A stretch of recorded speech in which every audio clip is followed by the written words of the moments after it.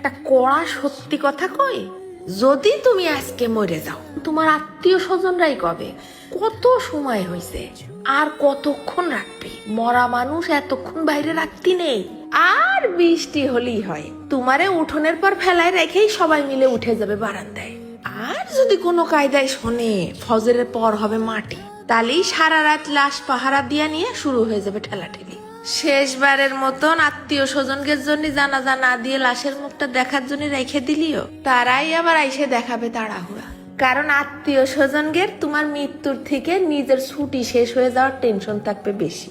বন্ধুরা কয়দিন ফেসবুকে কষ্টের পোস্ট করবে, তারপর আবার নতুন বন্ধু পাতায় ফেলবে। আর যারে তুমি সব থেকে মন থেকে চাইতে, সেও আস্তে আস্তে অন্য কাউরে মন দিয়ে বসবে। ভাবতিছো সবচেয়ে বেশি কষ্ট পাবে তোমার পরিবারের লোকজন, তাও বেশি দিন না। ওই সমাজের চাপে 2 দিন পরই হাসিয়ে খেলে গোসরাইন দিয়ে ভাত খাবে। আসল সত্যি কথা হলো, এই দুনিয়া কারোর জন্য থেমে থাকে না। সময় মতন শূন্য জায়গাও পূর্ণ হয়ে যায় বালি দিয়ে। এই জন্যই কারোর জন্যই না, নিজের জন্যই বাঁচো। আর দরকার হলে নিজের খুশির জন্য যুদ্ধ করো।